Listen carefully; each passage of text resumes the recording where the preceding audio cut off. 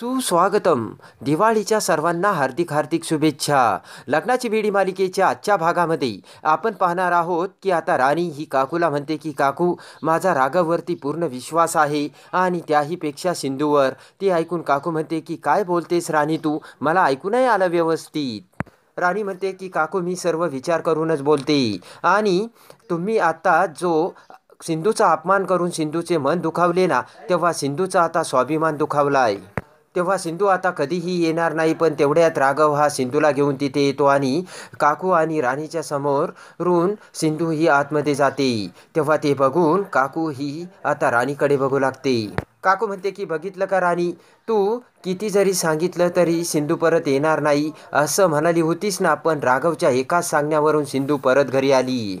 काकू म्हणते की मी तुला एक मोलाचा सल्ला देते राणी, तू तुझा संसार वाचव. इकडे आता राघवने सिंधूला आश्रमात आणलेले असते. तेव्हा कमिटी मेंबर सिंधूची माफी मागतात आणि म्हणतात की या बाईंनी तुमचा जो अपमान केला ना, त्याबद्दल क्षमा करा. तर इकडे सिंधू म्हणते की तुम्ही का माफी मागताय, मी इथे फक्त त्या मुलांसाठी आलीत. तेव्हा कमिटी मेंबर म्हणतात की डॉक्टर सिंधू, हा तर तुमच्या मनाचा मोठेपणा आहे, पण आमची एक इच्छा आहे की रुक्मिणी मॅडमसोबत तुम्ही मेडिकल सेंटरचे उद्घाटन करावे. सिंधू म्हणते की ते शक्य नाही आणि उद्घाटनाचा मान मी मिसेस रत्नबारकी यांना देते. तेव्हा मधू ही सिंधूकडे बघू लागते. त्यानंतर आता काकू घरी येते. तर आता काकू म्हणते की मी तुम्हा सर्वांना सांगते की मी तुमच्यापेक्षा 4 उन्हाळे पानकाळी जास्त बघितली. तेव्हा एखाद्याच्या डोळ्यात बघून त्याच्या मनात काय चाललं हे मला चांगलं समजतं. तेव्हा रत्नाकर म्हणतो की आपले मत हे आपल्या अनुभवावरून विचार करायचे असते आणि आजपर्यंत तुम्ही सिंधूची बाजू घेऊन तिला समजावून घेण्याचा प्रयत्न तरी केला का? काकू म्हणते की त्याची काहीच गरज भासलेली नाहीये. काकू म्हणते की रत्नाकर, तुला त्या सिंधूची बाजू माहिती आहे का? तेव्हा रत्नाकर म्हणतो की नाही, पण मला जर गरज वाटली ना तर मला तिची बाजू समजून घेण्याची नक्कीच इच्छा आहे. रत्नाकर म्हणतो आपल्या सगळ्यांना माहीत आहे सिंधूच्या जे मनात आहे ना तेच तिच्या चेहऱ्यावरती दिसतं. ऋतुजा म्हणते की त्या सिंधूमुळे आपण अजून खूप काही बरंच सहन केलंय, तेव्हा अजून काही वेगळं सहन करण्याची गरज येऊ नये. तेव्हा रेश्मा, राजश्री सर्वजण म्हणतात की मला वहिनींचंच म्हणणं पटतंय. इकडे ऋतुराज म्हणतो की राघवने सिंधूची बाजू घेतल्यामुळे त्या सिंधूचा कॉन्फिडन्स अजून वाढलेला असणार. तेव्हा सिंधूची हिंमत अजून वाढण्यापेक्षा आपल्यालाच काहीतरी करावं लागेल असे आता ऋतुराज काकूला बोलतो. काकू म्हणते की अगदी बरोबर आहे आणि रत्नाकर, तू स्वतःच्या डोळ्यावर जी सिंधू प्रेमाची पट्टी बांधली ना, ती पट्टी तू बाजूला कर. इकडे आता सिंधू ही घराच्या बाहेर वेणू आणि सावीला घेऊन बसलेली असते. तर वेणू आणि सावी खेळत असतात. तेवढ्यात वेणूचा पाय पुन्हा दुखू लागतो. तर सिंधू वेणूला बसवत म्हणते की थांब, तुला काही त्रास होणार नाही. त्यानंतर सिंधू ही विनूच्या पायाला स्ट्रेट करायचं सांगते आणि पुन्हा खाली घ्यायला सांगते. इकडे आता काकू ही राणीकडे येते. काकू म्हणते की राणी, आज बालभवनामध्ये तू खूप चुकीचं वागलीस. राघव ज्या वेळेस सिंधूला आणायला सिंधूकडे जात होता तेव्हा तू राघवला थांबवायला हवं होतंस. तू म्हणते की काकू, मी तुम्हाला अगोदरच सांगितलं होतं की राघव बालभवनामध्ये त्या सिंधूला फक्त त्या मुलांसाठी घेऊन आलाय. काकू म्हणते की आज फक्त मुलांसाठी गेला होता, उद्या जर स्वतःसाठी गेला तर तू राणी काय करशील? तेव्हा राणी म्हणते की मला बाकीचं काय माहिती नाही, पण राघव मला कधीच धोका देऊ शकत नाही असे आता राणी ही काकूला समजून सांगते. राजश्री म्हणते की राणी, अगं राघवचं सिंधूवर किती प्रेम आहे ना हे आपल्या सर्वांना चांगलंच ठाऊक आहे. तेव्हा काकू अगदी बरोबर बोलतात असे आता राजश्री राणीला समजावते. तर इकडे काकू म्हणते की सिंधूचा स्वभाव कसा आहे ना तो आपल्या सर्वांना सुद्धा माहितीच आहे. काकू म्हणते की सिंधू कधीच हार मानणारातली नाहीये. तर आता सर्वजण राणीला समजावतात. तेव्हा राणी ही बाहेर सिंधूकडे येते आणि म्हणते की सिंधू, आता विनूला बरं वाटतंय, तेव्हा उद्यापासून मी विनूचा व्यायाम स्वतःच घेत जाईल, कारण तुलाही मेडिकल सेंटरला जायचं असतं आणि सावीला स्कूलमध्ये सोडण्यासाठी जायचं असतं. तर सिंधू म्हणते ठीक आहे. त्यानंतर आता सिंधू मधूला म्हणते की मिसेस रत्नपारखी, तुम्ही घाबरून जाऊ नका, मी फक्त इथे वेणूची ट्रीटमेंट करायला आली. मला कुणाचीच भांडणं करायची नाही आणि कुणाची स्पर्धासुद्धा करायची नाही आहे. सिंधू म्हणते की एक लक्षात ठेवा, एक डॉक्टर कधीच आईची जागा घेऊ शकत नाही. तर सिंधू तेथून निघून जाते. तेव्हा राणी म्हणते की हे मी काय करत होते? सिंधू एवढी वेणूची ट्रीटमेंट चांगली करत होती, पण मी तिच्यावरती संशय घेतला. वेणू म्हणतो की मामा, तू काही काळजी करू नको, डॉक्टर काकू माझी चांगली काळजी घेतात. तर आता इकडे राणी विचार करते की देवा, माझ्या राघवला आणि माझ्या वेणूला कधीच माझ्यापासून दूर करू नको. इकडे आता मधुने विनूचे काही व्हिडिओ सिंधूला पाठवलेले असतात. ते बघून सिंधू विचार करते की हे व्हिडिओ तर अगदी बेसिक आहे, जाऊ दे, त्यांना सांगून काही पटणार नाही आहे. तेवढ्या तिकडे अन्वी सिंधूकडे येत म्हणते की हाय सिम्मा.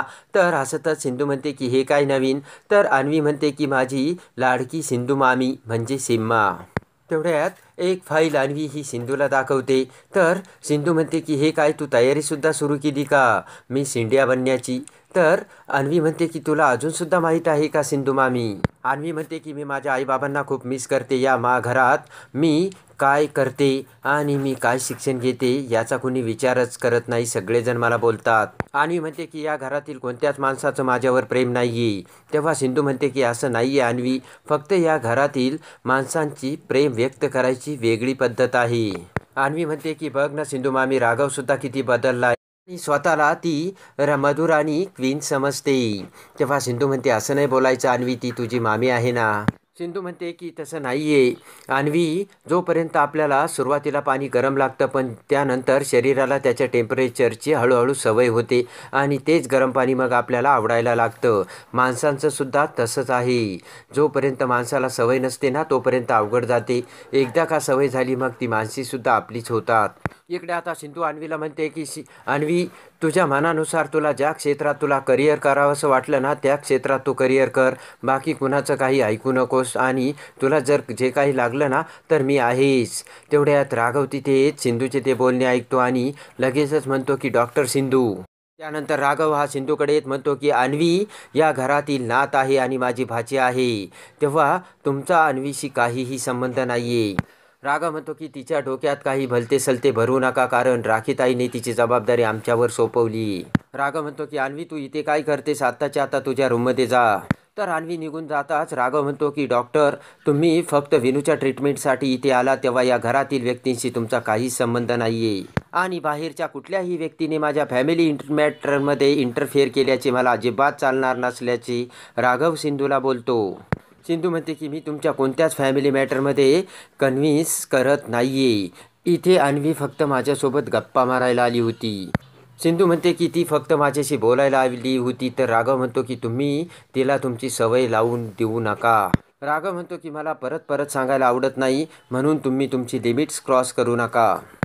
सिंधू म्हणते की मिस्टर रत्नपारकी, मी कुणाचंही वाईट केलेलं नाही आणि लिमिटही क्रॉस केलेलं नाही आहे. कुणी जर माझ्यासोबत गप्पा मारायला आलं तर मी त्यांचे मन दुखवू शकत नाही आणि तसंही विनू ज्या क्षणी बरा होईल ना त्याच दिवशी मी या घरातून निघून जाणार आहे. इकडे आता काकू आणि राजेश्री हॉलमध्ये बसलेले असताना राघव आणि मधू तिथे येतात. तर काकू त्यांना बसावयास आणि गप्पा मारावयास सांगते. तेवढ्यात फोनवर बोलत बोलत सिंधू तिथे येते. तर सिंधूकडे बघत काकू राजेश्रीला म्हणते की राजेश्री, आपण एक खूप मोठी महत्त्वाची गोष्ट विसरलोय. राजेश्री म्हणते की काय हो मामी. ऋतुजा म्हणते की मामी तुम्हीच सांगा ना. तेव्हा काकू सिंधूकडे बघत म्हणते की राघव आणि राणी लग्नानंतर कुठेही बाहेर गेलेली नाहीयेत. तर काकू म्हणते की राघव, मी तुला काय म्हणते की तू राणीला कुठेतरी बाहेर एकदम फंटॅस्टिक डिनर नाईटला घेऊन जा. त्यानंतर आता इकडे सावी ही मस्तपैकी तिच्या ड्रॉइंग बुकमध्ये चित्र काढते. तेव्हा ते चित्र बघून ऋतुजा पुढे येत म्हणते की पण सावी, यामध्ये तुझे बाबा कुठे आहेत.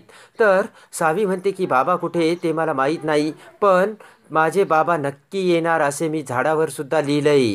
तेवढ्यात मधू आणि राघव तिथे येत सावीचे बोलणे ऐकतात आणि अखेर ते झाडावरती ज्यावेळेस जंगलातील लिहिलेलं होतं की ते दुसरं तिसरं कोणी नसून सावीनेच लिहिल्याचे आता राघव समोर येते आणि सावीचे बाबा अजून सावीलाच माहीत नसल्याचे आता राघवच्या लक्षात येते. सावी म्हणते की माझे बाबा लवकरच पुन्हा येणार असं त्यांनी झाडावर सुद्धा लिहिलंय. तेव्हा आता सावीचे ते बोलण्याने राघवला ते सर्व आठवतं.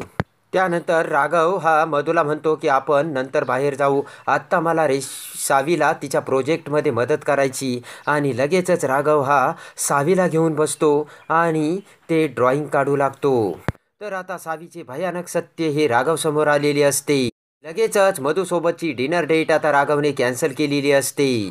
तर आता ते राघव सावीला मदत करत असल्याचे बघून सिंधू विचार करते की माझे हात बांधलेले आहेत.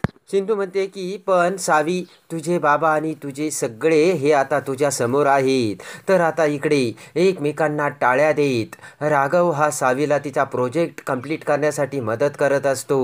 तर आता सावी ही दुसरी तिसरी कुणी नसून ती आपली मुलगी असल्याचे सत्य आता राघव समोर येऊन राघव कसा सिंधू आणि सावीचा स्वीकार करतो हे बघण्यासाठी आणि लग्नाची बीडी मालिकेच्या डेली अपडेटसाठी आपल्या चॅनलला लाईक करा, सबस्क्राईब करा.